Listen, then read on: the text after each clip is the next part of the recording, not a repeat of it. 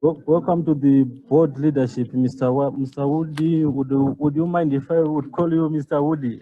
Of course, please do. No problem. All right. Probably briefly tell us more about yourself, the work you do, your short biography. Okay. Among a little bit, yes. Okay.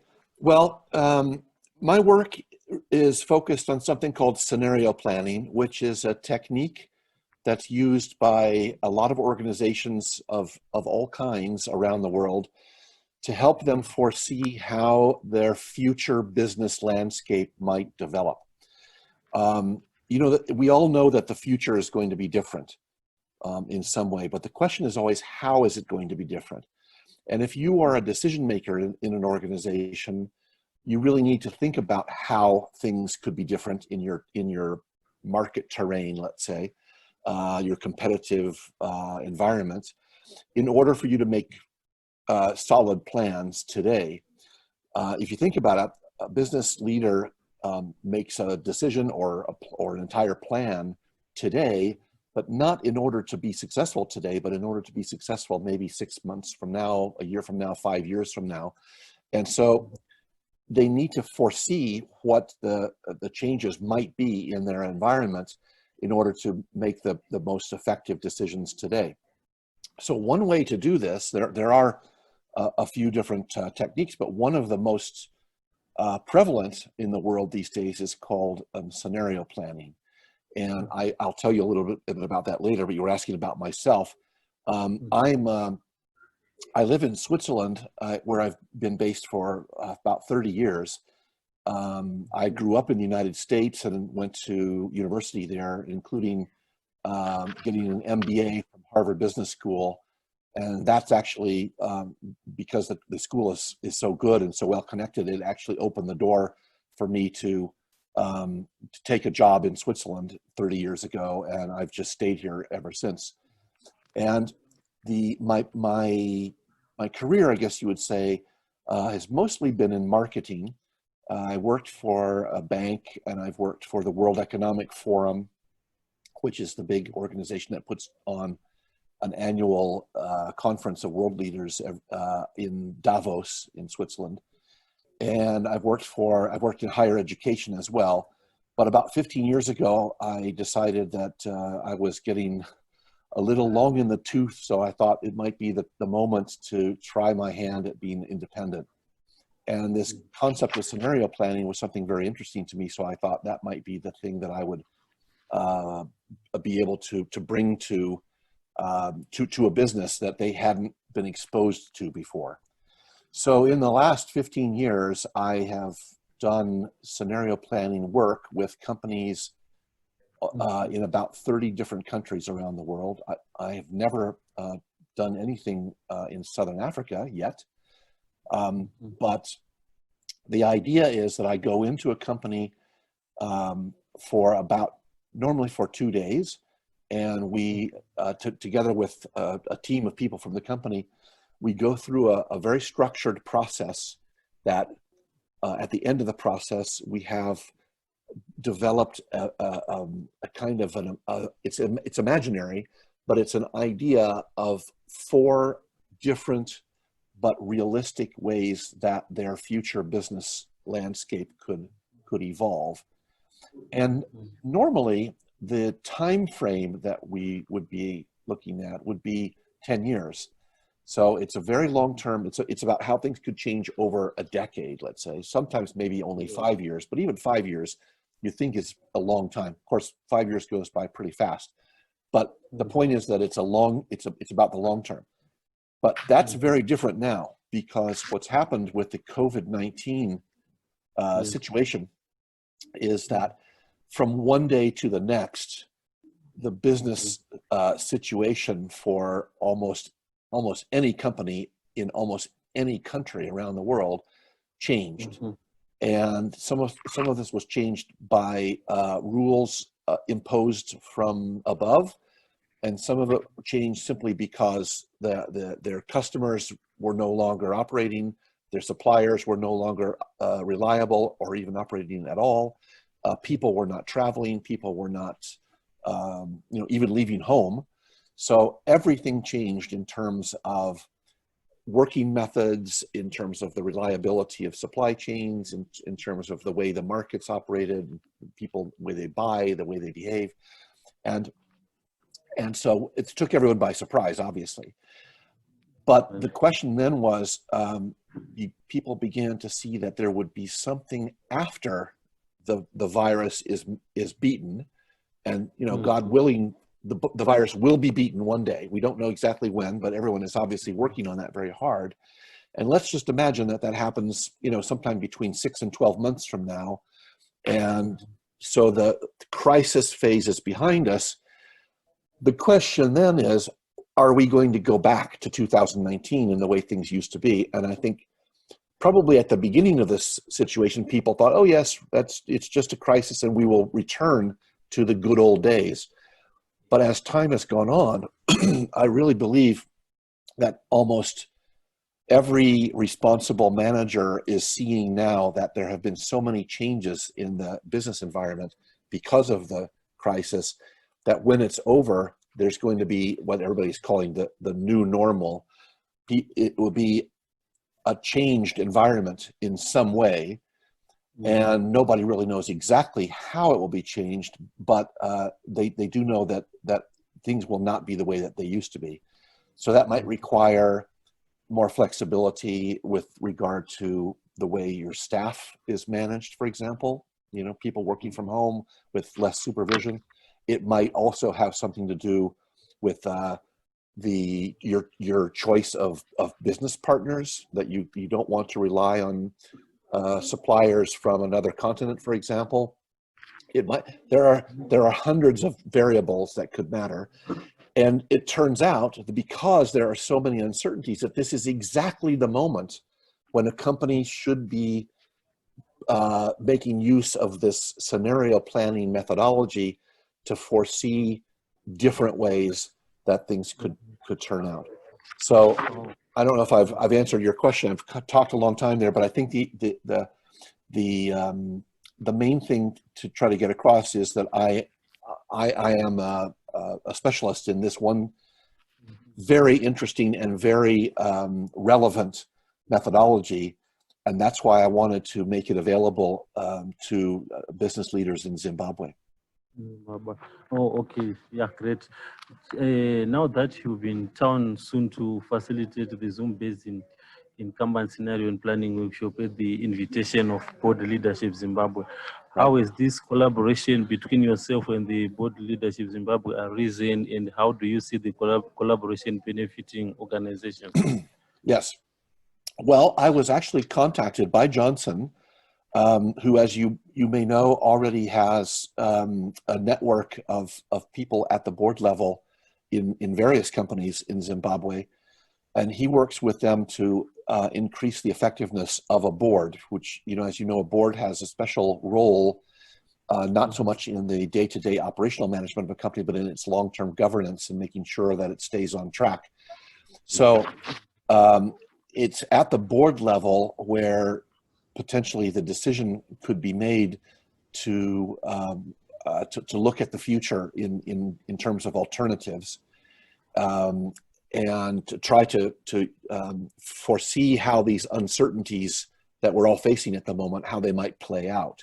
So he contacted me about a month ago, I guess, and we realized together that there was a real need for people in the senior management positions and board level positions in the country to be exposed to this methodology.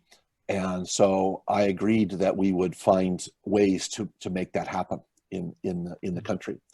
So what we're doing right now is we're working on developing kind of a portfolio of different events and different different ways that we can actually help companies be exposed to this, and also then in some cases, even if they want to work with me over a period of half a day, for example, to develop specifically for their company to develop scenarios that would give them some idea as to where things are headed for them. You're speaking so passionately about scenario planning. How is this? How did this develop upon you? Well, I won't go into the entire history of scenario planning, but its origins are in the military. And if you can imagine the general of an army, and this is World War II that we're talking about, wanting to have an idea of the capabilities of the enemy and where and how the enemy might move, might deploy its army, for example. So it was a question of being prepared for different possibilities. And then it wasn't too long after the war that some companies said, well, this methodology actually makes sense in the business world as well. We're not talking about enemies, but we are talking about potentially rapidly changing business environment factors. And yet you can't know in advance always where or how these things will change. So the best thing is, instead of waiting for them to change and then reacting to the change, the best thing would be to try to anticipate what those changes might realistically be. You can't anticipate every change, but you can get a handle on the things that are the most important for you and make some assumptions about how they could develop. And if they do develop in a certain way, what would that actually mean for our business? And that way you're prepared. You can put together a plan of preparation, and you can even put together a strategy that you could put into place as soon as you see that change is actually taking place. So you would have potentially a ready-made strategy sort of in the drawer and ready to be implemented. So it's a very interesting process, and it follows a structured logic that I think is really unassailable. It's very, very logical, but at the same time, it calls upon some creativity and imagination, because you do need to try to foresee something that hasn't happened yet. And so it's one thing to say, well, maybe in the future, the price of oil will drop to $10 a barrel. And if you just leave it at that, you haven't actually done anything for yourself in terms of preparing. But if you would say, well, what would a $10 barrel of oil actually mean for our company, assuming that this was a factor that mattered to you? And then you actually go through a process of saying, well, it could result in this. This could be a consequence. The effect on our customers or on our suppliers could be that. And you start to play with all of the different ways that this particular uncertainty could affect you, and you actually kind of draw a picture of the future, and that's called a scenario. Probably, could you briefly just outline this scenario planning in the context of business strategic development? Well, it's pretty much just as I said. I won't repeat myself here, but I think that the main purpose is to get away from the idea that that you can really foresee the future clearly. A lot of people work with projections, and the projections are based on the idea that everything will continue just as it already has, and you just extrapolate into the future. And I always say that that's a little bit like assuming that the road to the future is like a long straight road, and you can see where you're going. But of course, as time goes on, things happen, and things that were uncertain then resolve themselves, and this long straight road kind of bends in one way or another, and then maybe it bends again and again and again. And what happens is that you end up in a landscape that is not the landscape that you originally foresaw at the end of your long straight road. So it's a very valuable tool because it opens your eyes to realistic possibilities, and it gets you a little bit away from the risky idea that you really believe that you can see how things are going to happen. You can see the future. I'm predicting it. There it is. I see it, and I'm making my plans for that future. And maybe you're lucky. Maybe that's the way the future will turn out, but maybe not. And so it's better to have alternatives in mind. Is it only applicable to companies? How about individuals or what? Yes, it's a good question. It's actually, this methodology is valid for any type of organization that is facing change. And, that's basically all of us. So I have done scenario planning exercises for corporations, but also for NGOs, for institutions of higher learning, charitable organizations, foundations. I've looked at the future of a whole country rather than just of a corporation. So it's basically anything that will change over time could benefit from a look at how it might change over time. But from your view, what can be some of the factors that Zimbabwe needs in considering planning, considering the economy is going through various stages of difficulties? Right. Yes. Right. Well, here's where the rubber meets the road, because Zimbabwe is a country that has its own economic history, which is different from other countries, even in Southern Africa, and that you were already coming to the table, so to speak, with a set of uncertainties that are not the same as they would be for companies operating in some other country, for example. So that history already changes the playing field, and it changes the future potential playing field as well. But then for any given company operating in Zimbabwe, the national landscape is just kind of the basic the basic terrain that you want to keep in mind when you're thinking about the future. But it's actually what will be happening in your specific industry that will make or break your future. So it's hard for me to answer the question as if I can give you one formula, which is an answer valid for any company operating in the country.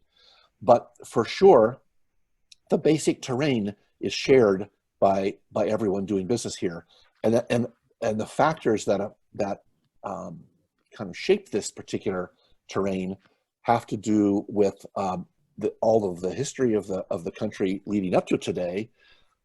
Then you have the virus on top of that, but you also have things like the culture and the attitudes and behaviors of the population, of the markets, let's say, consumers. And you also have business relationships and how they've evolved over time within the country, and also with companies maybe operating outside the country, either as suppliers or as customers. So for any one company in Zimbabwe, you will want to tailor this exercise to its specific market niche and its specific industry, and that is what I do. I do not come into an organization and say, let's talk about the future of the world or the future of the country, because it's of some interest, but it doesn't usually give them enough practical information or practical ideas about how to manage for their specific future. You have been involved with the different clients across the globe. What has been their feedback to the work you are doing? Their feedback? Yes. Yeah. Well, I would actually divide the history of my work into two big categories. There's before the COVID virus, and there's after the COVID virus. Before the COVID virus, the work I did with companies was usually very long-term in nature. So we would develop an idea as to how things might evolve for them, as I mentioned before, 8 or 10 years in the future.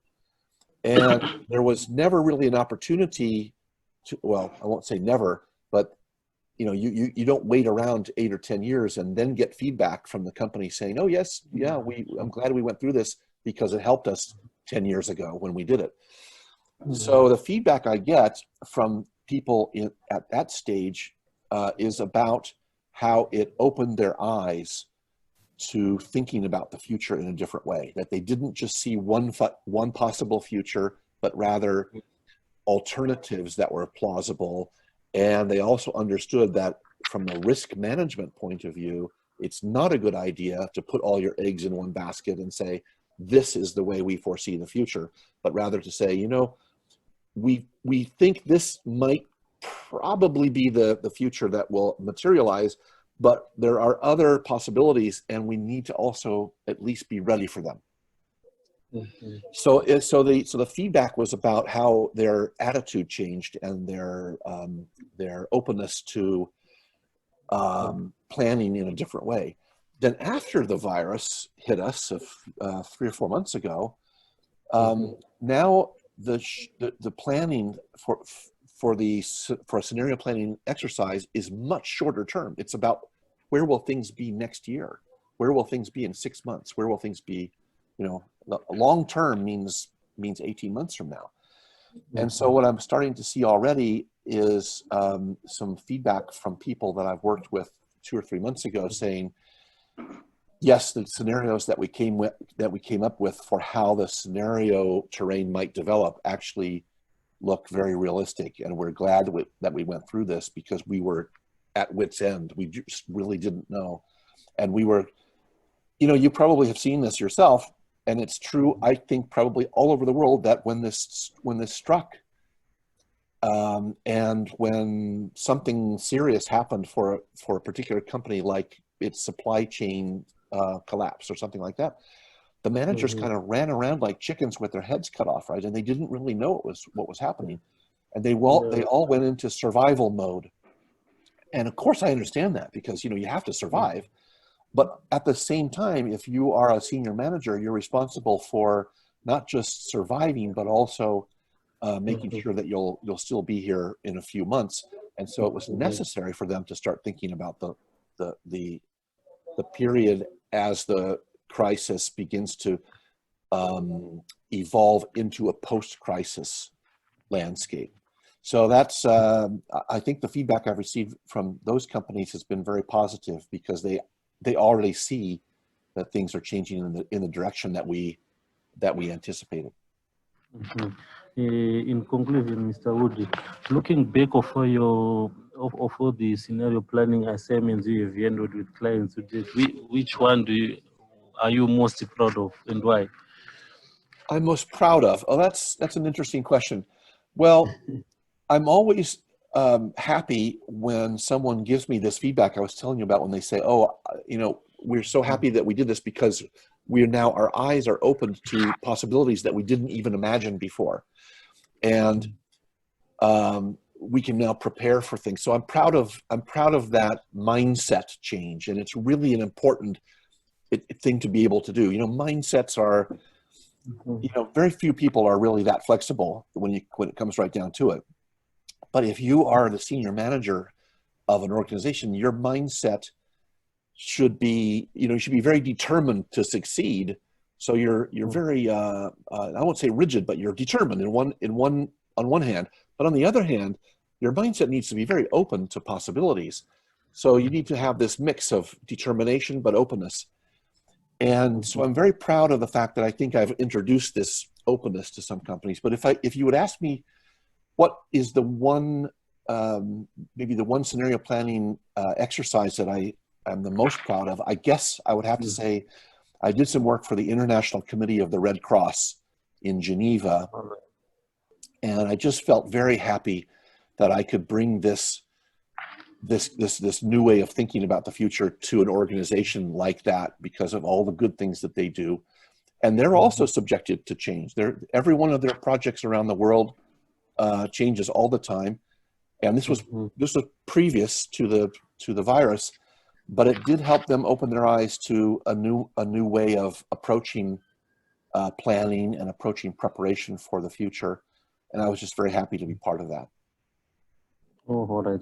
I'm sure I've exhausted my questions. I don't know if you have anything special to say, your parting shot. Sheem, I don't know if it would help you, but if you've got an extra 2 or 3 minutes, let me show you a couple of slides. Would that be all right? Yeah. It's okay. Can I do that? Yeah, Johnson, sure. am I able to share my screen? Yes, you can. Yes, I can. Okay, I will do that right now.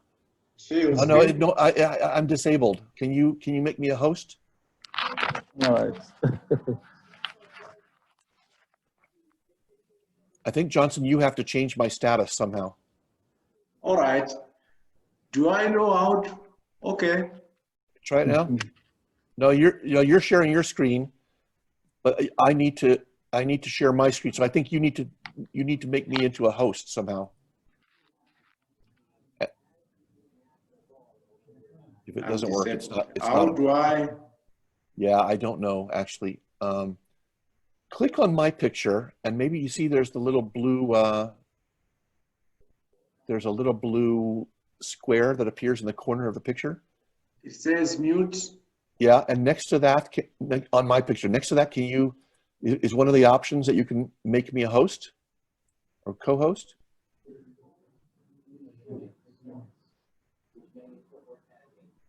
No, if not, it's not. Let's see. Make host, yes. Yes. You are now host. Goody. Yeah, works. Good, thank you. Okay. For a second, I thought we were going to have our usual technology issues, like everybody does. All right. Well, listen, I'm not going to waste a lot of time here, but there's this fallacy that I mentioned before about how people see the future, and they really believe that they can see where they're headed. But of course, and what they do is they translate this into believing that at the end of this extrapolated long straight road is where they're going, and then they come up with maybe a slightly changed version of that, and they call that a best case scenario, and another one that they call a worst case scenario, where they make the numbers a little bit less favorable to them. But essentially what that means is that they really believe that this is the range of possibilities for them in the future, that they're going to end up sort of at the end of this, imaginary road to the future, which is long and straight and very visible, or maybe a little bit to one side, depending on a couple of variables being either a little bit better or a little bit worse. But what really happens is that as time goes by, there are all kinds of things that happen.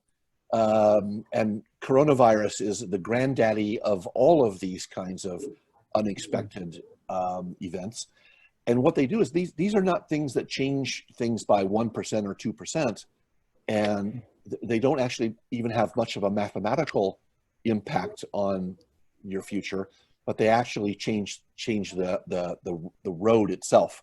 And so what happens is that you end up in a completely different landscape. So you're not at all. You're still on a road, and the road is still going forward, and you're on that road. But instead of going where you thought you were going, you end up in a different landscape, and that's kind of what's happened to us now. And so scenario planning is all about trying to actually use a technique to see these landscapes, and then also to understand what they would mean for you. And in the case of COVID, I'll just end. This is the last thing I want to show you. We have this situation right now where we are in this red zone here, where we're still in the middle of the panic, or excuse me, not the panic. Maybe there's a panic, but the pandemic. And for most companies that have been in this phase now for 3 months or so, 3, 4, 5 months, the main questions they're asking themselves is, how long could this phase go on, and how bad, can it conceivably still get, and what would that mean for my company?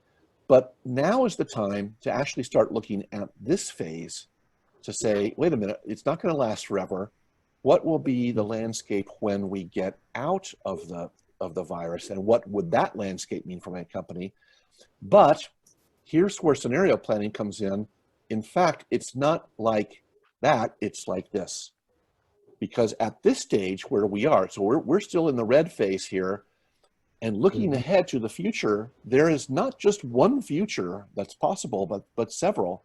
And so what we would be trying to do with scenario planning would be to foresee these different blue arrows, these different blue futures, so that we would already be prepared for one of them if we see that it's the one that materializes. So that's really all I wanted to show you. I don't want to turn this into a presentation, but sometimes I think it's easier to understand scenario planning if you see it kind of laid out this way. And so what Johnson and I are trying to make possible for companies in Zimbabwe is to sit here in the red zone and yet foresee the details of these 4 different post-coronavirus landscapes that could materialize. Because a lot of people, remember, a lot of them are actually seeing, oh, well, there will be a landscape. And scenario planning says, yeah, well, there will be a landscape, but there will also be other landscapes. It's not only one, it's several that are possible. And you need to be anticipating them already now. Wow, that was great, Mr. Woody. Pleasure. I don't know, Mr. Johnson, anything to say? No, you have done a fantastic job. We wait for the next steps. Many thanks, Woody. Many thanks, Nelson. Yes, thank you, Nelson.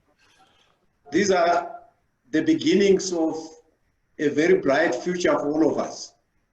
Yeah, sure. Okay, thank you. Nelson, right, just for information, I'm available if you have any further questions or you want some more clarification on any of these points.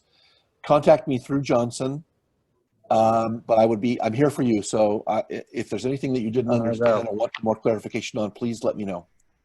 That would be great. I'll be getting in touch with Mr. Johnson if I need any further. Yeah, if you need it, I'm here. All right. Thank you very much. Thank you. Johnson, thank you for setting this up, and I will talk to you later.